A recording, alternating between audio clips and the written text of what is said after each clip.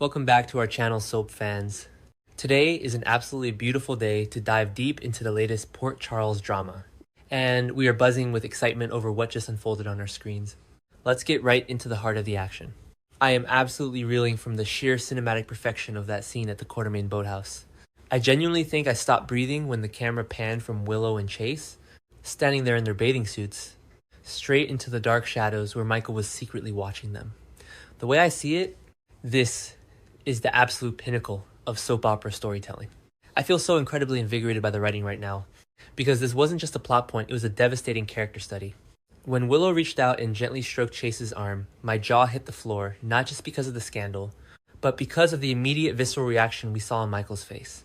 I loved the way the lighting changed in that moment, casting half of Michael's face in deep shadow to reflect the darkness of his own manipulations, while the other half was illuminated by the harsh reality of what he had just orchestrated.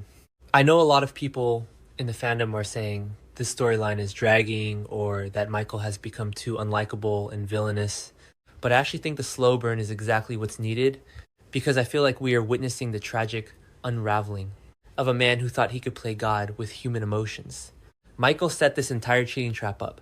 He pushed the pieces into place.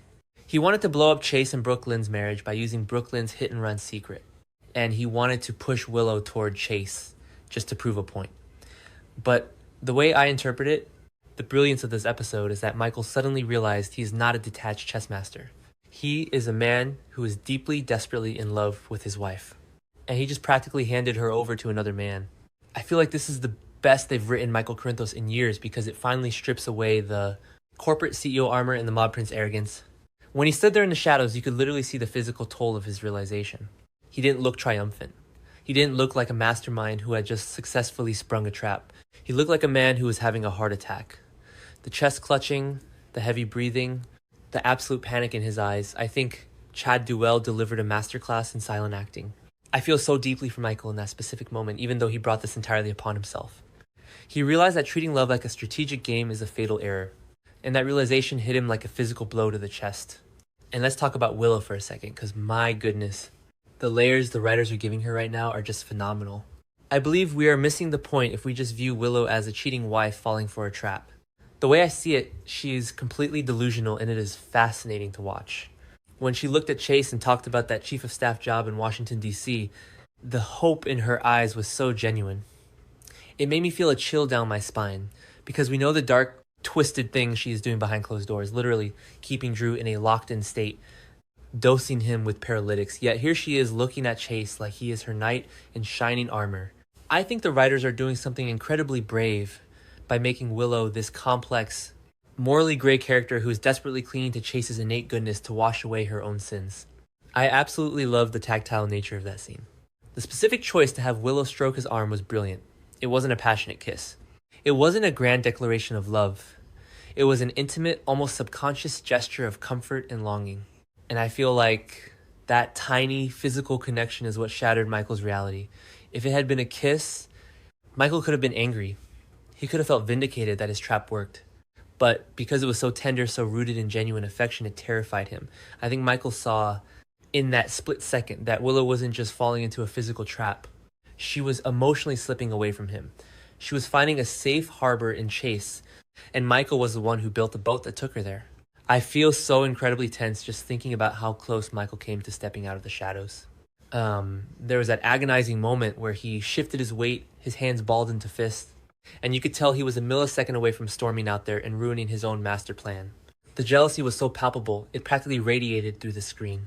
I think it is poetic justice that the trap he meticulously designed is now the very thing suffocating him. He wanted to manipulate the board, but he forgot that he is still a piece on it. The panic that washed over him when he realized Willow actually has the genuine intention of leaving him for Chase was exquisite television. Now I want to address the Chase of it all, because I feel like Harrison Chase is the beating heart of this entire canvas right now. I think it is so crucial that Chase remains completely oblivious to the darkness surrounding him. He is standing there in his bathing suit trying to be a good friend, trying to navigate his complicated feelings, completely unaware that he is a pawn in Michael's sick game and the object of Willow's dangerous hero worship. When Chase defended himself to Tracy, later insisting that he has no intention of divorcing Brooklyn, I felt a surge of pride for him. I believe the contrast between Chase's earnest honesty and Michael's shadowy deceit is the engine driving this entire plot.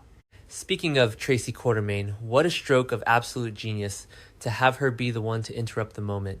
I know some fans were hoping Michael would be the one to bust them, but I think having Tracy walk by the boathouse was the perfect soapy twist.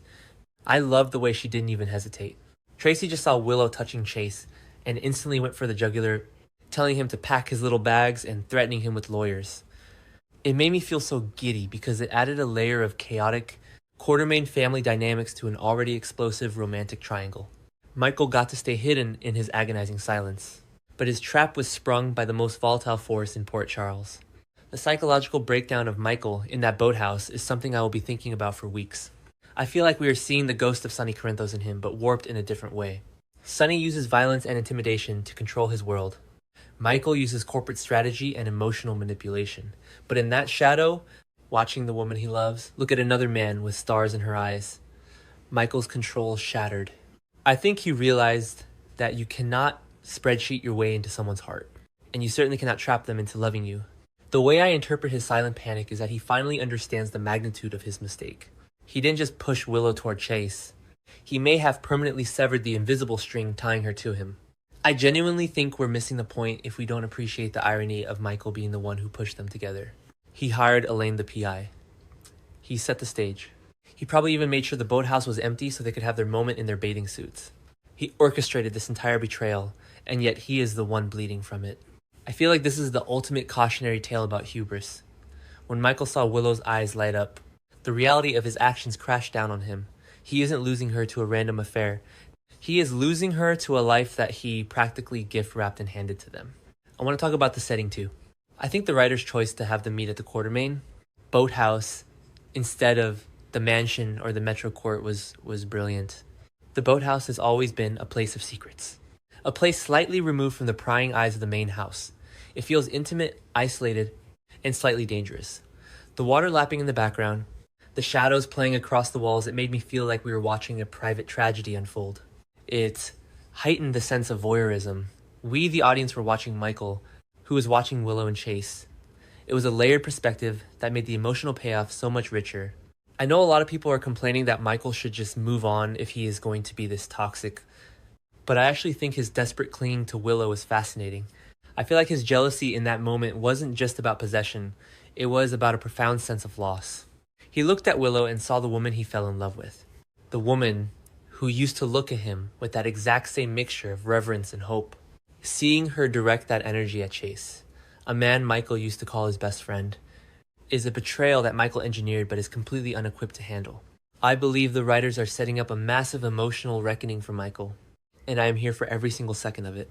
I think we also have to look at the history between Michael and Chase to truly understand the depth of Michael's pain in that boathouse.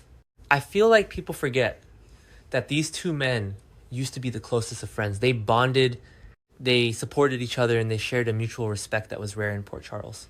When Michael stood in those shadows, he wasn't just watching his wife with a rival, he was watching her with a man who represents the honor, an integrity that Michael himself has slowly abandoned. The way I interpret it, seeing Chase stand there looking so earnest and good, was a mirror held up to Michael's own soul. It highlighted exactly how far Michael has fallen.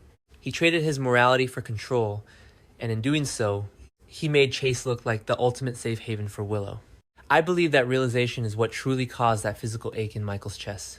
He didn't just lose Willow, he lost the moral high ground to a man he used to call a brother. And I feel so incredibly anxious when I think about how Brooklyn factors into all of this.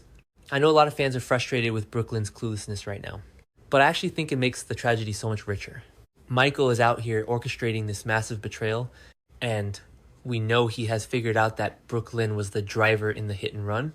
He is holding that secret like a loaded gun, ready to blow up her marriage to Chase just to clear the path for his own twisted endgame. But as I watched Michael panic in the shadows, I couldn't help but think about how his hubris is going to destroy Brooklyn as collateral damage. I think the writers are doing a phenomenal job of showing how Michael's obsession with Willow is blinding him to the destruction he is causing to his own family. He is willing to sacrifice Brooklyn's happiness, her marriage, and her peace of mind, all to win a game that he is currently losing.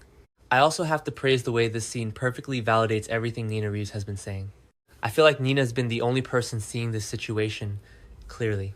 She has been trying so hard to talk sense into Willow, warning her that spending all this time with a married man is a recipe for disaster.